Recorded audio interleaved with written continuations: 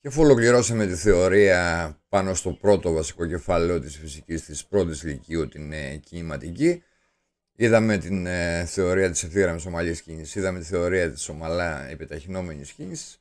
Πάμε τώρα να εφαρμόσουμε τη θεωρία πάνω σε μερικές βασικές ασκήσεις της ευθύγραμμης ομαλά επιταχυνόμενης κίνησης από το σχολικό βιβλίο.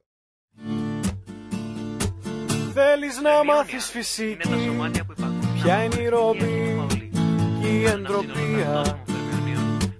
Τα όνειρά σου μέχρι εκεί καταντήσαν μια ουτοπία. Πριν ξεκινήσουμε τις ασκήσεις, καλά είναι να θυμίσουμε τη βασική διαφορά μεταξύ ευθύγραμμης ομαλής κίνησης και ευθύγραμμης ομαλά επιταχυνόμενης κίνησης. Αν θέλαμε να παραστήσουμε τις δύο κινήσεις, προσέξτε πώς θα ήταν. Στην ευθύγραμμη ομαλή κίνηση, αν αυτή είναι η ευθεία πάνω στην οποία κινείται το σώμα και το σώμα τη χρονική στιγμή 0 είναι εδώ, η ταχύτητά του είναι αυτή. Τη χρονική στιγμή 1 σεκόντ για παράδειγμα, το κινητό βρίσκεται εδώ, κινούμενο με την ίδια ταχύτητα. Τη χρονική στιγμή 2 σεκόντ, το κινητό έχει διανύσει ακριβώς το ίδιο διάστημα και εξακολουθεί να κινείται με την ίδια ταχύτητα. Αυτό σημαίνει ευθύγραμμη ομαλή κίνηση.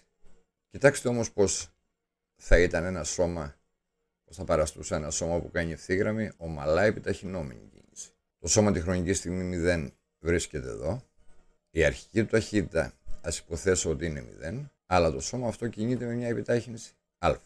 Τη χρονική στιγμή t1 ίσον 1 σεκόντ, το σώμα βρίσκεται εδώ, η ταχύτητά του έχει αυξηθεί, ενώ τη χρονική στιγμή 2 σεκόντ, το σώμα βρίσκεται εδώ. Η ταχύτητά του έχει αυξηθεί κι άλλο και προσέξτε ότι το διάστημα που έχει διανύσει το σώμα δεν είναι το ίδιο με το διάστημα που έχει διανύσει κατά το πρώτο δευτερόλεπτο. Κοιτάξτε την ευθύγραμμη ομαλή κίνηση. Τα δύο διαστήματα αυτά είναι ίδια. Χαρακτηριστικό της ευθύγραμμης ομαλής κίνησης είναι ότι σε ίσους χρόνους το κινητό διανύει ίσα διαστήματα, πράγμα που δεν συμβαίνει στην ευθύγραμμη ομαλά επιταχυνόμενη κίνηση, στην οποία το διάστημα που διανύει το σώμα είναι ανάλογο του τετραγώνου του χρόνου. Δείτε το αυτό και σε μια προσομοίωση. Το πάνω κινητό, το κόκκινο σώμα κάνει ευθύγραμμη ομαλά επιταχυνόμενη κίνηση με επιτάχυνση α και αρχική ταχύτητα 0, ενώ το δεύτερο κινητό, το γαλάζιου χρώματος, κάνει ευθύγραμμη ομαλή κίνηση με σταθερή ταχύτητα β. Κοιτάξτε την κίνηση, προσέξτε την κίνηση των δύο σωμάτων. Προσέξτε πώς αυξάνεται η ταχύτητα του πάνω σώματος, του κόκκινου σώματος. Το αποτέλεσμα είναι τελικά το κόκκινο σώμα να προσπεράσει το μπλε σώμα. Δείτε το άλλη μία φορά και προσέξτε τις γραφικές παραστάσεις ταχύτητας χρόνου και θέσης χρόνου, οι οποίες φαίνονται στην προσομοίωση. Να τι σημαίνει ευθύγραμμη ομαλή κίνηση, το μπλε σώμα, να τι σημαίνει ευθύγραμμη ομαλά επιταχυνόμενη κίνηση, την οποία κάνει το κόκκινο αυτοκίνητο. Πάμε τώρα να δούμε μερικές χαρακτηριστικές ασκήσεις του σχολικού βιβλίου και όπου μπορούμε θα τις επεκτείνουμε. Πάμε να δούμε την άσκηση 8. Πρώτα, η άσκηση μου λέει ότι στην εικόνα φαίνεται το διάγραμμα ταχύτητας χρόνου για ένα κινητό που κάνει ευθύγραμμη κίνηση. Να υπολογίσετε πρώτον το διάστημα που δίνει στο κινητό σε χρόνο 10 σεκόντ και δεύτερον το διάστημα που δίνει στο κινητό στο δεύτερο δευτερόλεπτο της κίνησης. Η άσκηση μου δίνει ένα διάγραμμα ταχύτητας χρόνου. Ξέρω από τη θεωρία ότι για να υπολογίσω τη μετατόπιση και το διάστημα που δίνει σε το σώμα, αρκεί να υπολογίσω το εμβαδόν κάτω από τη γραφική παράσταση ταχύτητας χρόνου. Μου ζητάει το χρονικό διάστημα που διήρκησε συνολικά το σώμα, οπότε το διάστημα που δίνει σε το σώμα από τη χρονική στιγμή 0 έως τη χρονική στιγμή 10 σεκόντ θα το υπολογίσω αν υπολογίσω το εμβαδόν του τριγώνου που σχηματίζεται μεταξύ της γραφικής παράστασης και του οριζόντιου άξονα των χρόνων. Εφαρμόζω τον τύπο για το εμβαδόν του τριγώνου, η βάση του βλέπω ότι είναι 10, το ύψος του βλέπω ότι είναι 20, κάνω πράξεις και υπολογίζω το συνολικό διάστημα που δίνει σε το σώμα. Σημαντικό είναι το δεύτερο ερώτημα. Μου ζητάει το διάστημα που δίνει σε το σώμα κατά τη διάρκεια του δεύτερου δευτερολέπτου της κίνησής του. Εδώ θυμίζω ότι το δεύτερο δευτερόλεπτο της κίνησής του ξεκινάει τη χρονική στιγμή 1 σεκόντ και τελειώνει τη χρονική στιγμή 2 σεκόντ. Το πρώτο δευτερόλεπτο της κίνησης διαρκεί από τη χρονική στιγμή 0 σεκόντ έως τη χρονική στιγμή 1 σεκόντ. Το δεύτερο διαρκεί από τη χρονική στιγμή 1 σεκόντ έως τη χρονική στιγμή 2 σεκόντ. Αφού η άσκηση μου δίνει διάγραμμα ταχύτητας χρόνου, μπορώ να υπολογίσω την επιτάχυνση που έχει το σώμα, τη σταθερή επιτάχυνση. Θυμηθείτε, εφαρμόζω τον ορισμό της επιτάχυνσης, δουλεύω με την κλίση της ευθείας αλλιώς, δουλεύω από το χρονικό διάστημα 0 έως 10 σεκόντ, δηλαδή για να υπολογίσω την επιτάχυνση, στον αριθμητή επιτάχυνση ταχύτητα τη χρονική στιγμή 10 σεκόντ, μείον ταχύτητα τη χρονική στιγμή 0 σεκόντ, προς το χρονικό διάστημα που διήρκησε αυτή η κίνηση. Η ταχύτητα τη χρονική στιγμή 10 σεκόντ, από το διάγραμμα φαίνεται ότι είναι 20, ενώ τη χρονική στιγμή 0 η ταχύτητα είναι 0 και το χρονικό διάστημα που διήρκησε η κίνηση είναι 10 σεκόντ. Και από εδώ έχω την επιτάχυνση.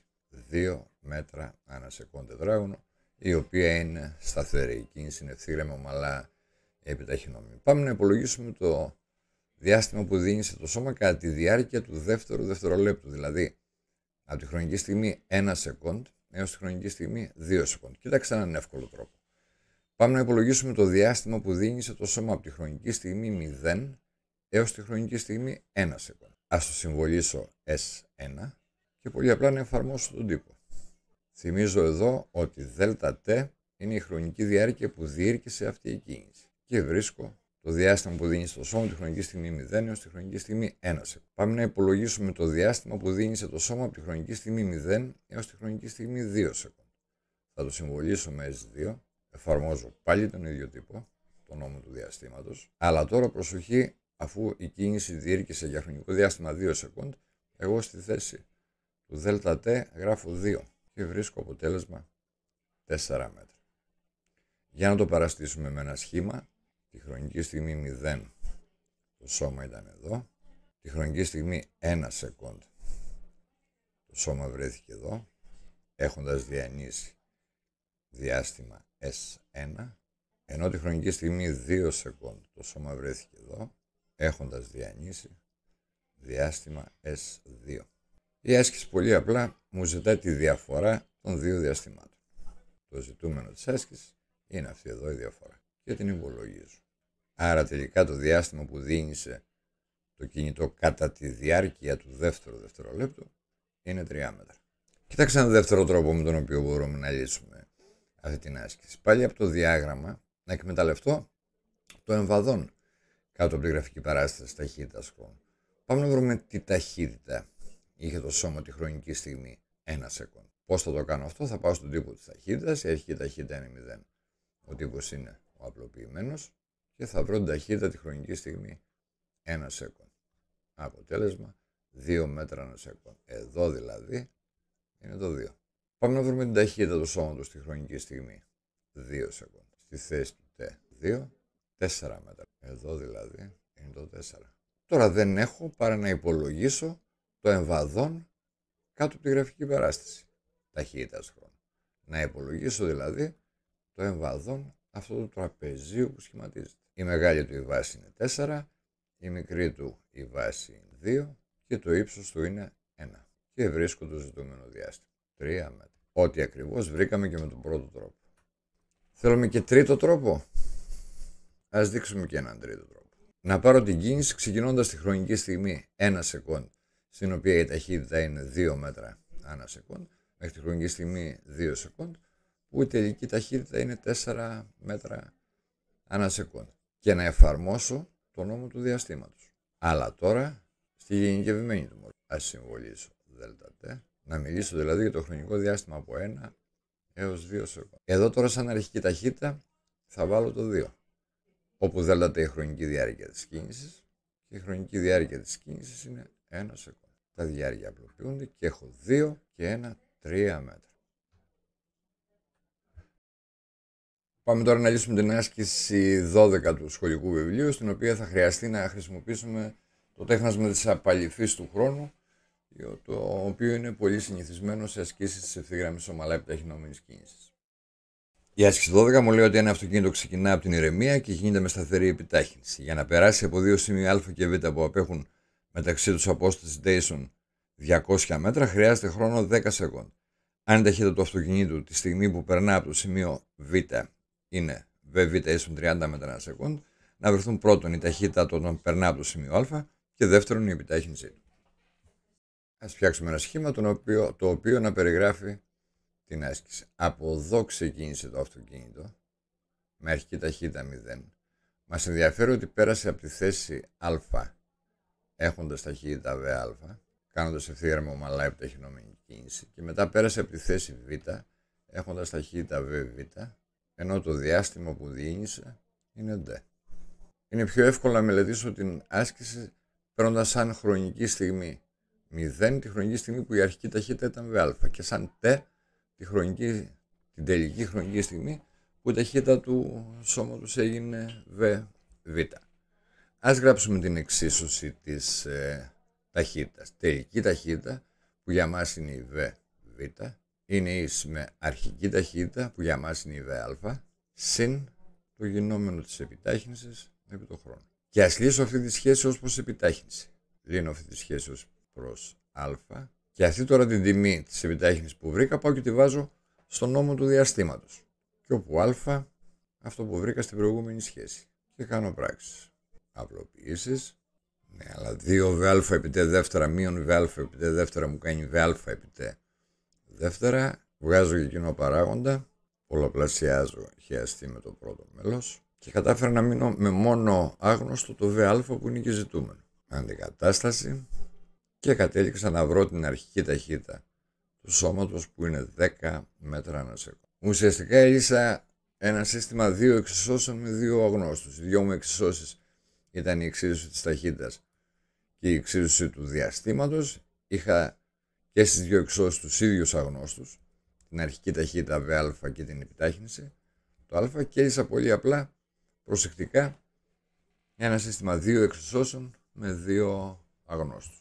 Οπότε τώρα, για να απαντήσω στο β ερώτημα, αν επιστρέψω στη σχέση που μου δίνει την επιτάχυνση, ας την πω σχέση 1, πολύ απλά θα μπορέσω να βρω και την επιτάχυνση. Να βρω και το δεύτερο άγνωστο και να κάνω απλώς αντικατάσταση. Και βρήκα και την επιτάχυνση που μου ζητάει το δεύτερο ερώτημα. Μια σημαντική άσκηση του σχολικού βιβλίου είναι η άσκηση 13, στην οποία έχω δύο διαδοχικά είδη κινήσεων. Πάμε να τη δούμε. Η 13 μου λέει ότι αυτοκίνητο κινείται σε οριζόντιο δρόμο με ταχύτητα μέτρου V0 στον 72 χιλιόμετρα την ώρα. Ξαφνικά σε απόσταση 50 μέτρων ο οδηγός βλέπει εμπόδιο. Ο χρόνος αντίδρασης του οδηγού είναι T1 ίσον 0,7 σεκόντ, που είναι ο χρόνος από τη στιγμή που βλέπει το εμπόδιο μέχρι να πατήσει το φρένο. Να εξετάσετε αν αποφεύγεται η σύγκριση του αυτοκινήτου με το εμπόδιο. Η επιβράδυνση που προκαλούν τα φρένα είναι 10 μέτρα ανά σεκόντ τετράγωνο. Και όπως πάντα πάμε να κάνουμε πρώτα ένα σχήμα που να περιγράφει τα δεδομένα της άσκησης. Η ευθεία πάνω στην οποία κινείται το αυτοκίνητο, η αρχική του ταχύτητα V0, τη χρονική στιγμή 0, ο οδηγός βλέπει ένα εμπόδιο σε απόσταση D, ώσπου να πατήσει το φρένο, περνάει χρόνος T1, δηλαδή το αυτοκίνητο έχει φτάσει εδώ, έχοντας ακριβώς την ίδια ταχύτητα, V0. Δηλαδή από 0 έως T1 η κίνηση είναι ευθύγραμμο ομαλή και το αυτοκίνητο έχει διαγράψει διάστημα Χ1. Τη χρονική στιγμή αυτή, T1, ο οδηγός πατάει το φρένο, η επιτάχυνση Α, και πάμε να δούμε πόσο χρόνο χρειάζεται ο οδηγός για να σταματήσει. Ας συμβολήσω αυτές τις θέσεις. Θέση Α, θέση Β και θέση Γ, την θέση στην οποία τελικά το αυτοκίνητο σταματά, έχοντας διανύσει διάστημα Χ2. Πάμε να μιλήσουμε για την κίνηση από τη θέση Α έως τη θέση Β. Εδώ η κίνηση είναι ευθύγραμμη ομαλή, άρα θα ισχύει ο ένας και μοναδικός τύπος της ευθύγραμμης ομαλής κίνησης. Το διάστημα που διανύει το σώμα, Χ1, είναι ανάλογο με το χρόνο που κινήθηκε το σώμα. Και πάμε να βρούμε πόσο διάστημα κινήθηκε το σώμα. Πριν όμως να μετατρέψουμε την ταχύτητα από χιλιόμετρα ανά ώρα σε μέτρα ανά σεκόντ. Τα 72 χιλιόμετρα ανά ώρα είναι 20 μέτρα ανά σεκόντ, οπότε στη θέση του V0 εγώ γράφω 20. Το T1 μου το δίνει η εκφώνηση, άρα Χ1 είναι 14 μέτρα. Ο οδηγός όσο του πατήσει το φρένο έχει ήδη διανύσει 14 μέτρα και από τη θέση Β έως τη θέση Γ. Η κίνηση είναι ευθύγραμμη, ομαλά, επιβραδυνόμενη. Πάμε να βρούμε πόσο χρόνο χρειάζεται το σώμα να σταματήσει. Όπως δείξαμε πριν, πάμε στον τύπο της ταχύτητας και όπου τελική ταχύτητα, εγώ βάζω 0. Και θα συμβολήσω τον χρόνο αυτόν T2. Αντικατάσταση και πράξεις 2 σεκόντ.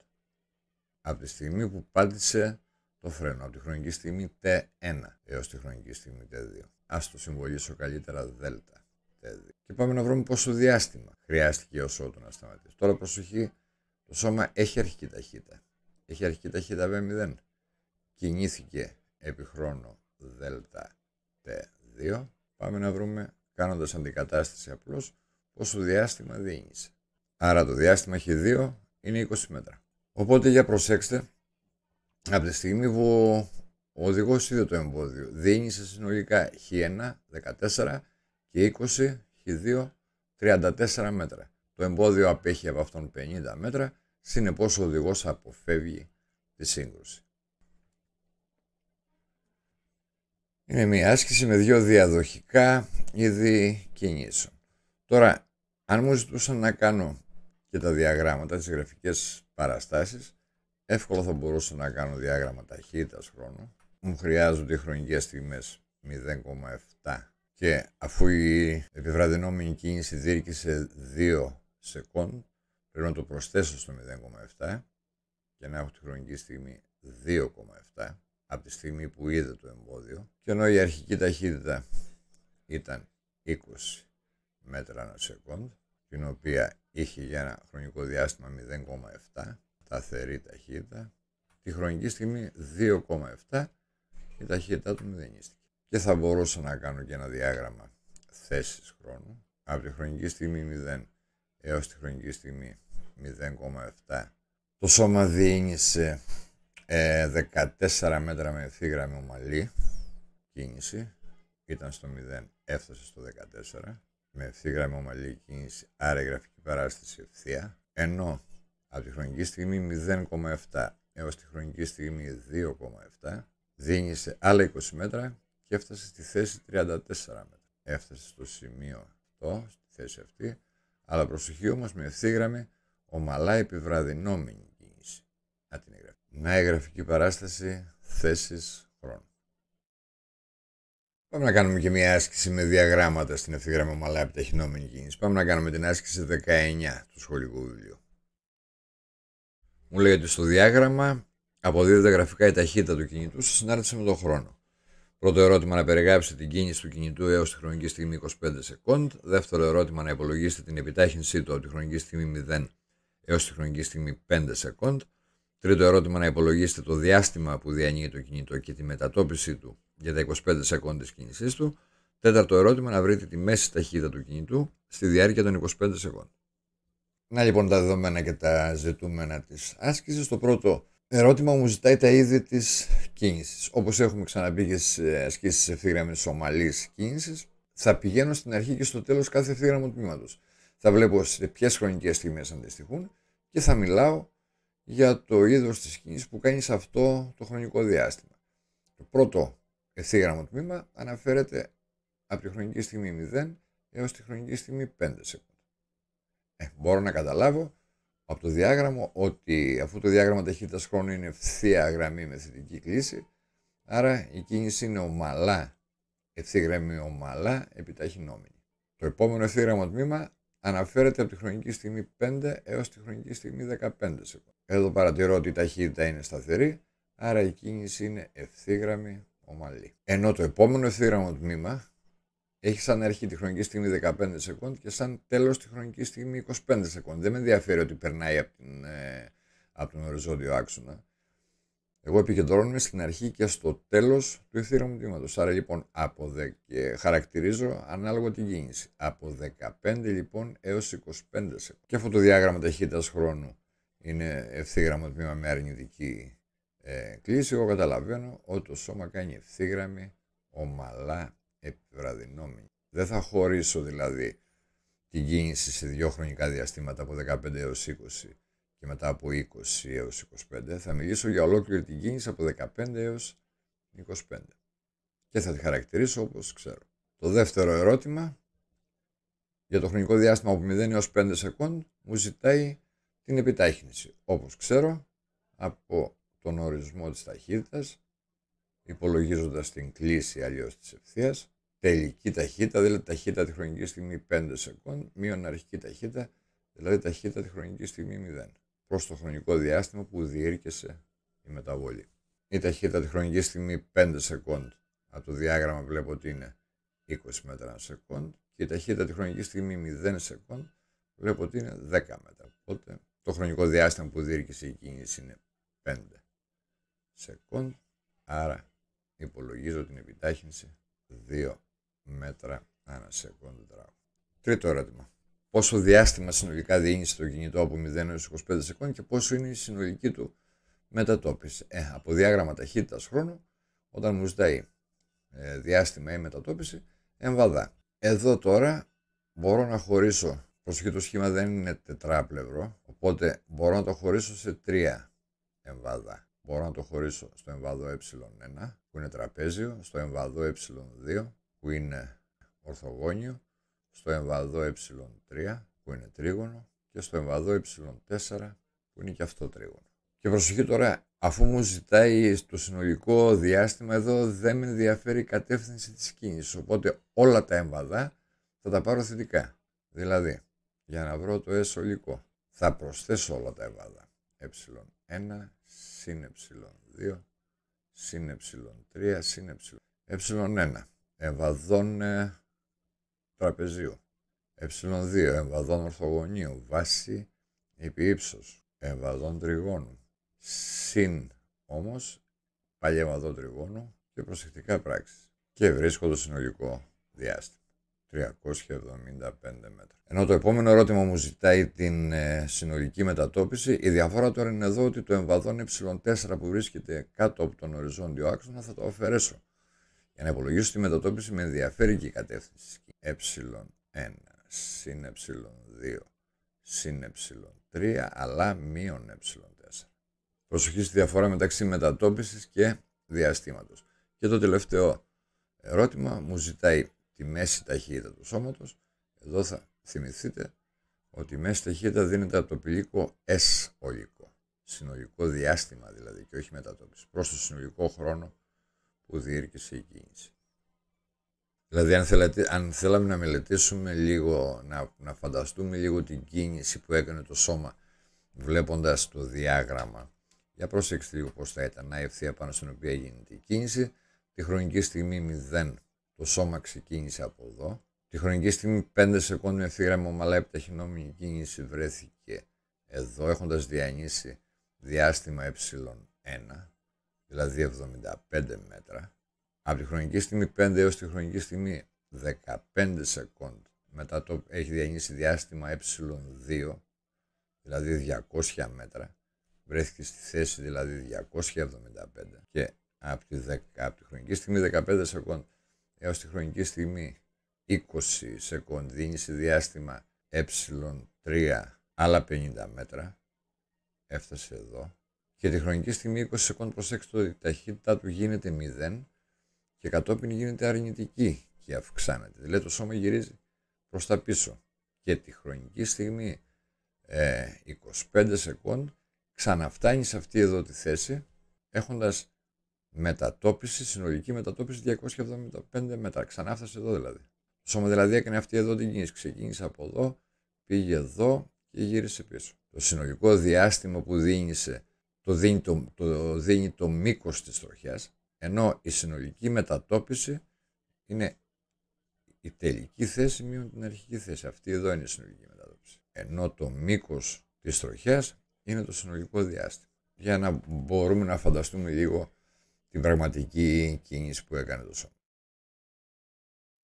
Και πάμε να κάνουμε και μια άσκηση με συνάντηση κινητών που εκτελούν ομαλά επιταχυνόμενη κίνηση και μάλιστα δεν ξεκινάνε την ίδια χρονική στιγμή. Πάμε να κάνουμε την άσκηση 18 του σχολικού βιβλίου. Η εκφώνηση μας λέει ότι ένα αυτοκίνητο και μια μοτοσυκλέτα είναι ακίνητα στην αρχή μιας αγωνιστικής πίστας. Το αυτοκίνητο ξεκινάει κινούμενο με σταθερή επιτάχυνση α1 ίσον 1,6 μέτρα ανά σεκόντ τετράγωνο και 4 δευτερόλεπτα κατόπι ξεκινάει ο μοτοσυκλετιστής, ο οποίος καταδιώκει το αυτοκίνητο με σταθερή επιτάχυνση α2 ίσον 2,5 μέτρα ανά σεκόντ τετράγωνο. Πρώτο ερώτημα: μετά από πόσο χρόνο από το ξεκίνημα του αυτοκίνητου ο μοτοσυκλετιστής θα φτάσει το αυτοκίνητο και τι διάστημα θα έχουν διανύσει μέχρι τότε. Δεύτερο ερώτημα: πώς είναι η ταχύτητα κάθε οχήματος τη στιγμή της συνάντησης και πώς είναι η μέση ταχύτητα με την οποία κινήθηκε μέχρι τότε το αυτοκίνητο. Τρίτο ερώτημα: να κάνετε για το αυτοκίνητο τα διαγράμματα ταχύτητας χρόνου και διαστήματος χρόνου. Πάμε να κάνουμε το σχήμα μας. Ξεκινούν από την ίδια θέση, σε διαφορετικές χρονικές στιγμές και λίγο παρακάτω συναντώνται. Και τα δύο σώματα έχουν διανύσει το ίδιο διάστημα. Ξεκινήσανε μαζί από την ίδια θέση και συναντήθηκαν. Πάμε να γράψουμε τις εξισώσεις κίνησης. Το αυτοκίνητο εκτελεί ευθύγραμμη, ομαλά, επιταχυνόμενη κίνηση. Άρα, σχέση 1. Η μηχανή, προσέξτε ότι ξεκινά 4 δευτερόλεπτα αργότερα. Συνεπώς, αν για το αυτοκίνητο έχει περάσει χρόνος T κατά τον οποίο κινείται, αν η διάρκεια της κίνησης του αυτοκινήτου είναι T, τότε η διάρκεια της κίνησης της μηχανής είναι T μείον ΔΤ. Η μηχανή κινείται επί λιγότερο χρόνο από ότι κινείται το αυτοκίνητο. Αυτή είναι η σχέση 2. Και στο σημείο συνάντησης, σας το πω σίγμα, τα δύο σώματα έχουν διανύσει το ίδιο διάστημα και αντικατάσταση μέσω των 1 και 2. Και προσεκτικά πράξεις. Αναπτύσσω την ταυτότητα και δημιουργώ το τριώνυμο. Υπολογίζω τη διακρίνουσα και υπολογίζω και τη ρίζα της διακρίνουσας.